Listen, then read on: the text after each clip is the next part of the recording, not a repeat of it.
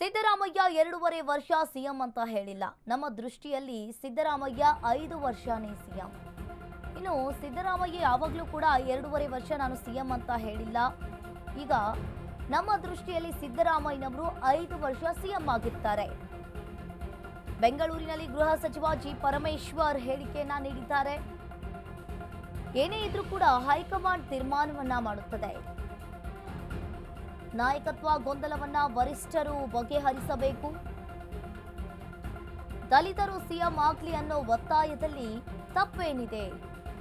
ಇನ್ನು ಬಹಳ ಜನ ಬೇರೆ ಬೇರೆ ಅಭಿಪ್ರಾಯವನ್ನ ಹೇಳ್ತಾ ಇರ್ತಾರೆ. ಆದ್ರೆ ಸಿಎಂ ಸ್ಥಾನಕ್ಕೆ ಪಕ್ಷದಲ್ಲಿ ಸಮರ್ಥ ನಾಯಕರು ಕೂಡ ಇದ್ದಾರೆ. ಇನ್ನು ಇಲ್ಲಿ ಬಹಳ ಜನ ಅವರವರ ಅಭಿಪ್ರಾಯವನ್ನ ಹೇಳ್ತಾ ಇರ್ತಾರೆ. ಸಿಎಂ ಸ್ಥಾನಕ್ಕೆ ಈಗಾಗಲೇ ಪಕ್ಷದಲ್ಲಿ ಸಮರ್ಥ ನಾಯಕರು ಕೂಡ ಇದ್ದಾರೆ ಅಂತ ಹೇಳಿ ಜಿ ಪರಮೇಶ್ವರ್ ಅವರು ಹೇಳಿಕೆಯನ್ನ ನೀಡಿರುವಂತದ್ದು. ಇನ್ನು ನಮ್ಮ ದೃಷ್ಟಿಯಲ್ಲಿ ಸಿದ್ದರಾಮಯ್ಯ 5 ವರ್ಷನೇ ಸಿಎಂ ಆಗಿರ್ತಾರೆ. ಬೆಂಗಳೂರಿನಲ್ಲಿ ಗೃಹ ಸಚಿವ ಜಿ ಪರಮೇಶ್ವರ್ ಹೇಳಿಕೆಯನ್ನ ನೀಡಿರುವಂತದ್ದು. ಒಂದು ರೀತಿಯಾಗಿ ಈಗಾಗಲೇ ಕರ್ನಾಟಕ ಕಾಂಗ್ರೆಸ್ನಲ್ಲಿ ಆಂತರಿಕ ಕಚ್ಚಾಟ ತೀವ್ರಗೊಳ್ಳುವ ಲಕ್ಷಣಗಳು ಕೂಡ ಕಾಣಿಸ್ತಾ ಇಲ್ಲ. ಇನ್ನೊಂದು ಕಡೆ ಡಿಸಿಎಂ ಡಿಕೆ ಶಿವಕುಮಾರ್ ದೆಹಲಿಗೆ ಭೇಟಿ ನೀಡಿ ಹೈಕಮಾಂಡ್ ಭೇಟಿಗೆ ಮುಂದಾಗಿದ್ರೆ, ಇನ್ನೊಂದು ಕಡೆ ಸಿದ್ದರಾಮಯ್ಯ ನಂತರ ಯಾರು ಸಿಎಂ ಆಗ್ತಾರೆ ಅನ್ನೋದು ಈಗಾಗಲೇ ಚರ್ಚೆ ನಡೀತಾ ಇರುವ ಬೆನ್ನಲ್ಲೇ ಗೃಹ ಸಚಿವ ಪರಮೇಶ್ವರ್ ಅವರು ಮಾತನಾಡಿದ್ದಾರೆ. ನಾವು ಸಿಎಲ್ಪಿ ನಾಯಕರನ್ನ ಆಯ್ಕೆ ಮಾಡಿದಾಗ 23 ಚುನಾವಣೆಯಲ್ಲಿ ಮೇ ತಿಂಗಳಲ್ಲಿ ನಮ್ಮ ಪಕ್ಷ ಅಧಿಕಾರಕ್ಕೆ ಬಂದಾಗ ಮೆಜಾರಿಟಿ ಬಂದಾಗ ಎಲ್ಲ ಶಾಸಕರನ್ನ ಕರೆದು ಸಿಎಲ್ಪಿ ನಾಯಕರನ್ನ ಆಯ್ಕೆ ಮಾಡಿದ್ರು. ಅವತ್ತೇನು ನಮಗೆ ಯಾವುದೇ ದೃಷ್ಟಿಯಿಂದ ಬರೀ 2.5 ವರ್ಷ ಮುಖ್ಯಮಂತ್ರಿ ಅಂತ ಹೇಳಿರ್ಲಿಲ್ಲ.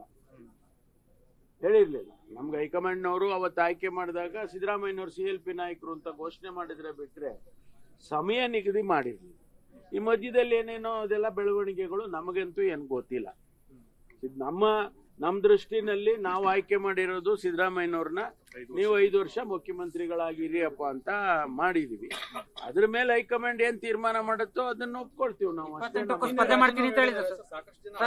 ಅವ್ರು ಹೇಳಿದ್ದು ಇವ್ರು ಹೇಳಿದ್ದೆಲ್ಲ ಬಿಡ್ರಿ. ನಾನು ಹೇಳೋದು, ಸಿಎಲ್ಪಿ ಯನ್ನ ಆಯ್ಕೆ ಮಾಡುವಾಗ ನಾವು ಯಾವುದು ಸಮಯ ನಿಗದಿ ಮಾಡಿಲ್ಲ.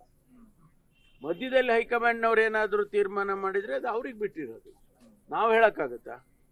ಅದಕ್ಕೆ ನಾವೆಲ್ಲ ಒಬ್ಬೊಬ್ರು ಒಂದೊಂದು ಹೇಳಿಕೆ ದಿನನಿತ್ಯ ಕೊಟ್ಕೊಂಡು ಕೂತ್ಕೊಂಡ್ರೆ ಅದು ಸರಿ ಇಲ್ಲ.